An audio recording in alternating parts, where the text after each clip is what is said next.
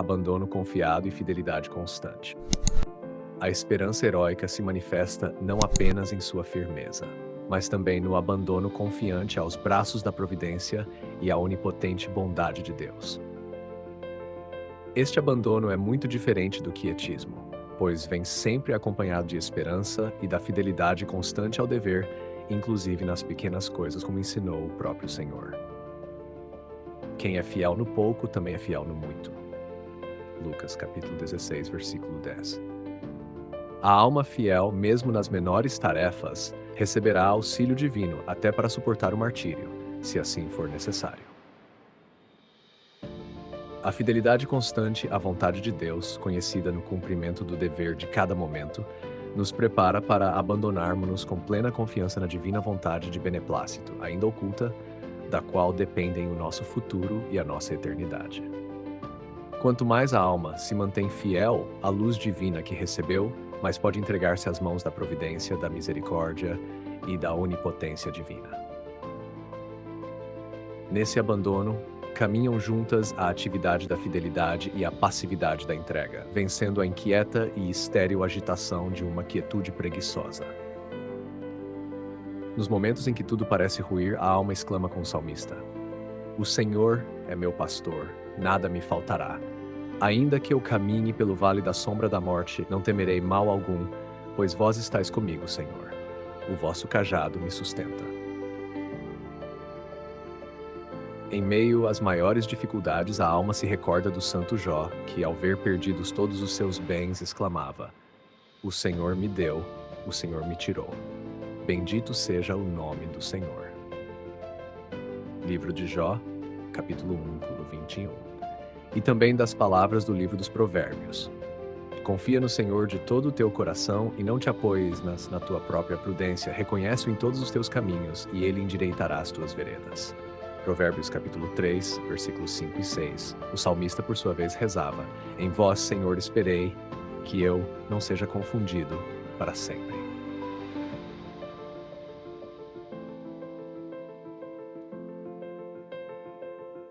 Santa Teresa, em momentos nos quais tudo parecia perdido, dizia com fé e confiança: "Vós o sabeis, Senhor, vós tudo podeis, e vós me amais." Entregando-se a esse amor e aceitando tudo o que dele provém, a alma encontra descanso e alcança a vitória contra toda tentação de murmuração ou de queixa. Se por acaso nos ocorre dizer ao Senhor: "Por que não vindes em meu socorro?", recordemo-nos de que nada escapa à sua providência. O Senhor vela por nós. E na cruz que nos envia, há uma graça escondida de valor incalculável, pois suas misericórdias jamais se esgotam. Lamentações capítulo 3, versículo 22. São João da Cruz exclamava com frequência: "Ó esperança celeste, que alcança tudo quanto espera." Essa esperança heróica apoia-se cada vez mais nos infinitos méritos do Salvador e no preço do seu sangue derramado por nós.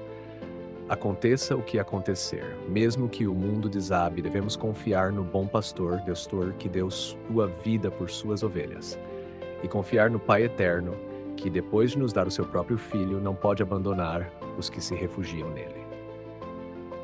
Carta aos Romanos capítulo 8, versículo 32. A verdadeira esperança e a divina providência. Como diz o Senhor no diálogo de Santa Catarina de Sena, capítulo 110, esta verdadeira e santa esperança é mais ou menos perfeita conforme o grau de amor que a alma tem por mim, e, nessa mesma medida, ela saboreia minha providência. Esse deleite espiritual é muito superior aos consolos sensíveis. Com efeito, não apenas a alma perfeita crê na providência, mas nela descobre cada vez mais suas manifestações, até mesmo onde menos suspeitava. Ela experimenta o sabor da providência graças ao dom da sabedoria, que nos permite ver todas as coisas em Deus, mesmo nos acontecimentos dolorosos e inesperados, dando-nos a perceber o bem superior que Ele, por amor, permite. No mesmo trecho, escreve a santa: "Aqueles que me servem desinteressadamente, com a única esperança de agradar-me, desfrutam mais profundamente da providência do que os que me servem buscando como recompensa o gozo que encontram em mim. Perfeitos e imperfeitos, todos são objeto da minha solicitude, e a ninguém abandono, contanto que não tenham a presunção de confiar em si mesmos. Quanto mais desinteressada é uma alma, maior é o gosto que encontra na providência, mais claramente a percebe ao longo da vida e mais plenamente se abandona a ela e à direção dos nossos dois principais mediadores, que nunca cessam de velar por nós. Junto com a confiança em nosso Senhor, cresce também a confiança que depositamos em Maria, mediadora universal. Foi ela quem realizou o mais elevado ato de esperança, quando tudo parecia perdido. Por isso mereceu ser chamada Maria Auxílio Nossa Senhora do Perpétuo Socorro. É bem conhecido que invocá-la frequentemente é um sinal muito particular de predestinação. A confiança heróica dos santos reaviva a confiança daqueles que vivem ao seu redor. Isso se percebe de modo especial nos fundadores das ordens religiosas. Desprovidos de riquezas e sem qualquer apoio humano, quando ainda não tinham vocações, que só chegavam esporadicamente, e cercados de desconfiança e contradições, eles depositaram sua confiança em Deus. Dessa forma, sustentaram a confiança dos primeiros filhos que permaneceram fiéis. Muitos milagres o confirmam. Certa vez, restava apenas um pão na despensa dos dominicanos em Bolonha. O santo fundador deu-o a um pobre que pedia esmola. Poucos instantes depois, anjos trouxeram pães em abundância para os religiosos. Santa Catarina de Sena, conta-nos o beato Raimundo de Capua, costumava nos dizer, quando algum de meus irmãos ou eu temíamos algum perigo: por que vos preocupais convosco mesmos? Deixai agir a divina providência. Quando maiores forem os vossos temores, mais atentos estarão os olhos dela sobre vós, e ela não cessa de velar pelo vosso bem. É disso que se trata o perfeito abandono, nunca desesperar, e ao mesmo tempo manter uma fidelidade constante ao dever de cada dia. Nos momentos mais difíceis, o Senhor dizia a Santa Catarina: filha minha, pensa em mim. Se o fizeres assim, eu pensarei sempre em ti. Essa confiança em Deus permitia à santa sustentar o ânimo de todos ao seu redor, como ocorreu na missão excepcional que lhe foi confiada: fazer com que o Papa deixasse Avinhão e voltasse para Roma. Missão que ela cumpriu em meio às maiores dificuldades. Os que rodeavam o sumo pontífice fizeram o possível para desacreditá-la.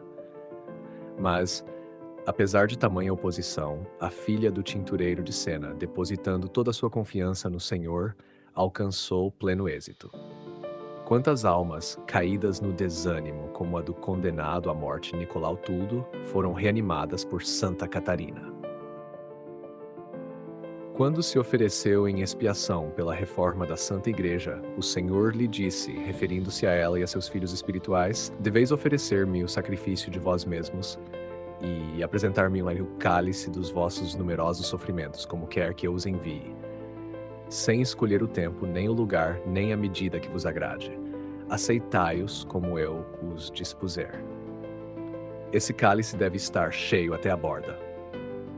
E assim estará se acolherdes essas provas com amor e suportardes os defeitos do próximo com grande paciência, acompanhada de profundo repúdio ao pecado. Sofrei assim com coragem até a morte. É nisso que verei que me amais. Não volteis o olhar para trás por temor às tribulações. Antes, alegrai-vos nelas. Quando tiverdes sofrido o bastante, eu colocarei consolação em vossas provações por meio da reforma da Igreja.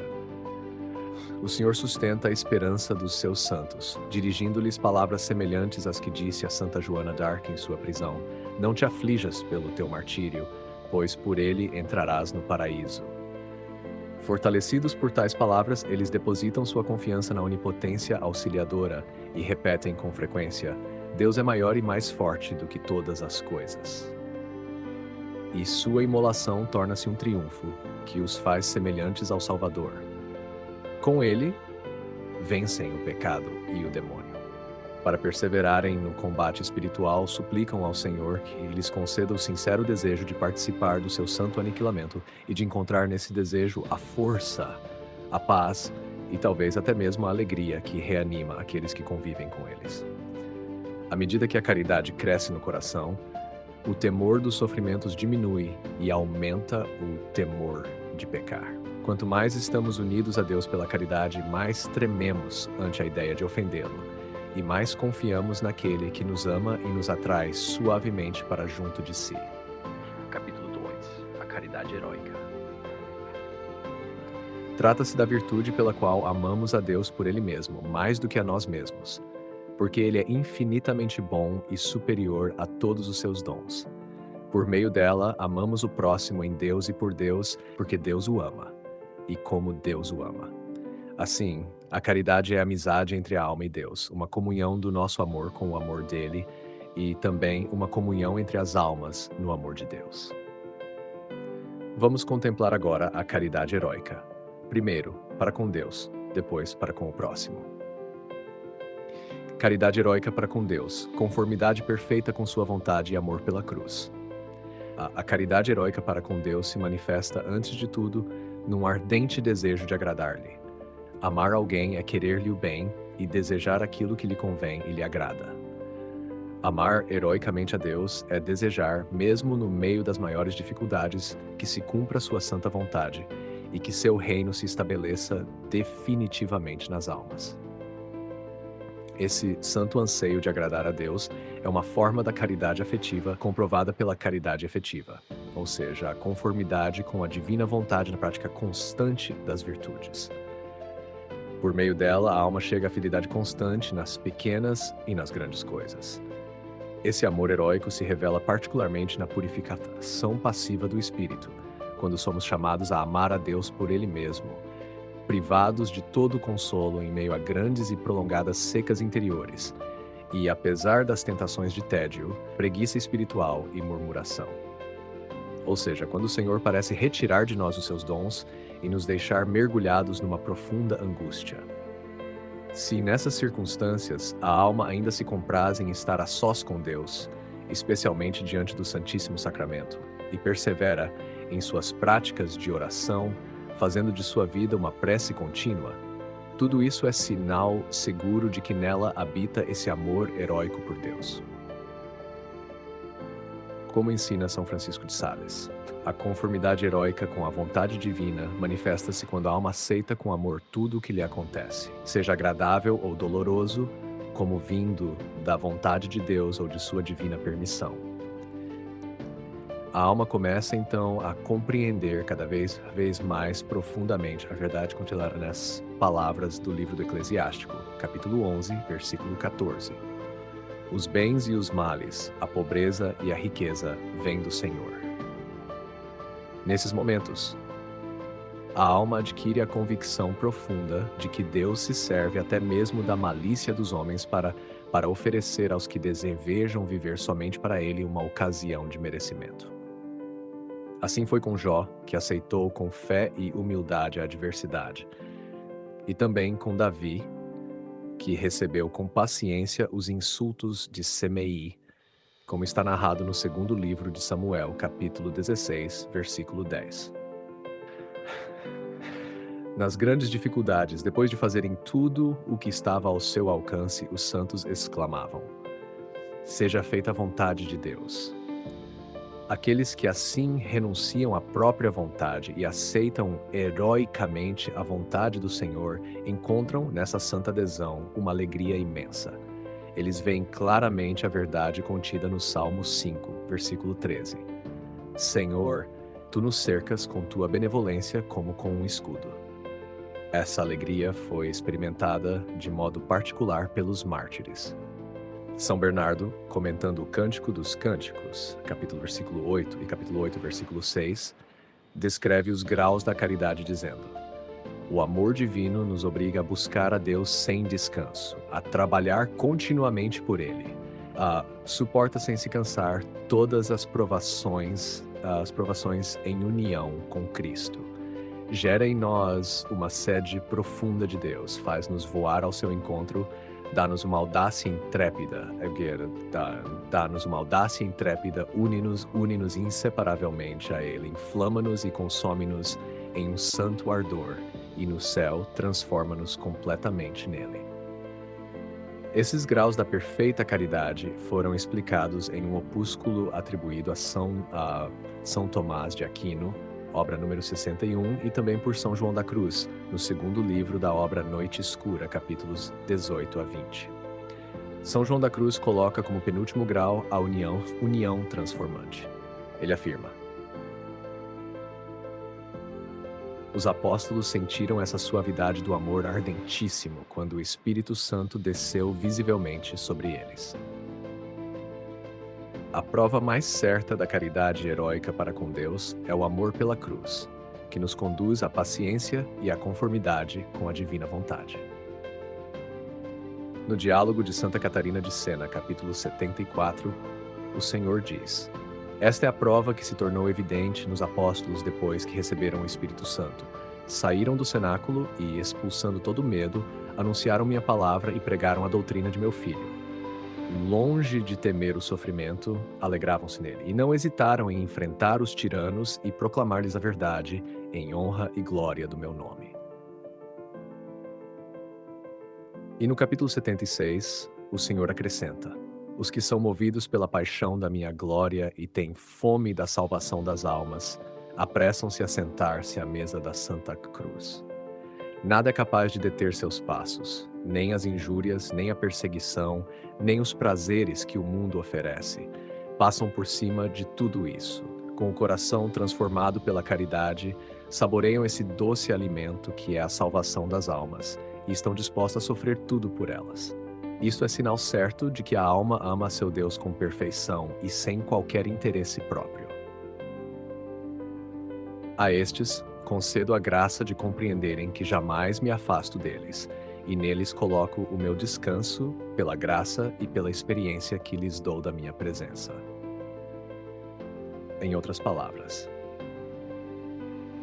o exercício eminente da caridade é acompanhado em grau proporcional pelo dom da sabedoria, que nos permite conhecer a Deus de modo quase experimental, como aquele que está presente em nós. E é nisso que consiste a verdadeira vida mística, a culminação do desenvolvimento normal da graça e o prelúdio da vida celeste. A escalada espiritual e o amor à cruz. Para alcançar essas alturas, é imprescindível o amor à cruz. E esse amor não é possível sem a contemplação profunda do mistério da redenção e da morte de Jesus.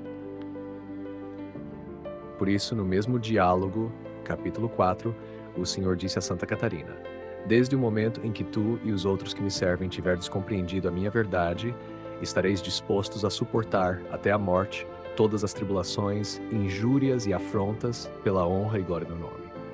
Assim vos preparareis para receber e suportar os sofrimentos, com paciência, com gratidão e com amor. Esses são os sinais principais do amor heróico a Deus. A perfeita conformidade com a sua vontade nas provações e o amor sincero à cruz. Há ainda um terceiro sinal, do qual trataremos a seguir: a perfeita caridade para com o próximo. Notas explicativas para audiolivro meditativo. Abandono confiado.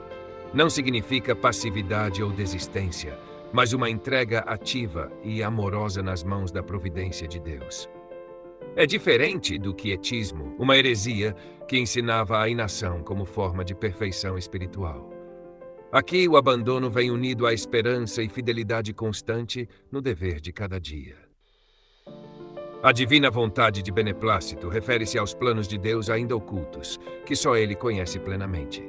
Já a vontade de sinal é aquela que nos é revelada por meio dos mandamentos, das inspirações e dos deveres do momento presente.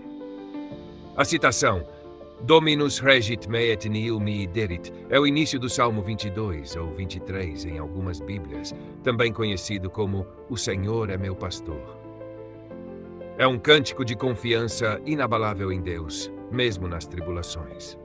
Santa Teresa de Jesus, ao afirmar "Tu sabes, podes e me amas", expressa uma confiança absoluta em Deus, fonte de toda a paz interior, mesmo em meio a provações. Santa Catarina de Sena aparece frequentemente no texto como modelo de abandono e zelo apostólico. Ela é doutora da Igreja e teve papel decisivo na volta do Papa de Avignão para Roma, missão cumprida unicamente com sua fé e coragem. Nicolás Tudo, condenado à morte, foi um dos muitos pecadores consolados por Santa Catarina. Sua história mostra como a confiança pode transformar até os últimos momentos de uma vida. A expressão "beber o cálice" simboliza aceitar os sofrimentos que Deus nos permite, à semelhança de Cristo no Getsemane. Aceitar esse cálice sem escolher o tempo, o lugar ou a medida é sinal de verdadeiro amor e entrega. Caridade heróica é o amor a Deus levado ao extremo, amando-o por quem Ele é e não pelos dons que concede. Inclui também o amor ao próximo, visto com os olhos da fé, como alguém profundamente amado por Deus. A conformidade heróica com a vontade de Deus implica aceitar tanto as alegrias como os sofrimentos como vindos das mãos divinas, com amor e sem murmuração. Isso é exemplo de santidade madura, encontrada em santos como Jó, Davi e nos mártires. São Francisco de Sales, mestre da espiritualidade, ensina que aceitar tudo com mansidão e doçura, mesmo as adversidades, é sinal de grande amor a Deus. São Bernardo, ao comentar o Cântico dos Cânticos, descreve os graus da caridade, desde o desejo ardente de Deus até a união transformante, onde a alma se consome de amor e se torna semelhante a Cristo. São João da Cruz também ensina sobre essa união transformante, fruto aceito por amor, especialmente nas noites escuras da alma. Por fim, o amor à cruz é sinal distintivo da caridade heróica. Os santos não apenas aceitam o sofrimento, mas se alegram nele, porque veem nele um meio de unir-se mais perfeitamente ao Salvador. É por isso que, como diz o Senhor no diálogo de Santa Catarina, a alma transformada pela caridade é capaz de enfrentar tudo por amor e sabe, pela experiência, que Deus nunca abandona. Queridos ouvintes, chegamos ao fim deste audiolivro e quero expressar minha profunda gratidão a todos que permaneceram conosco até aqui. Sua dedicação em acompanhar essa obra é um verdadeiro sinal de busca pela sabedoria e pelo crescimento espiritual. Que o conteúdo ouvido possa nutrir sua alma e fortalecer sua fé. Aproveito para convidá-los a explorar as playlists do canal Caminho Católico, onde vocês encontrarão outros tesouros espirituais.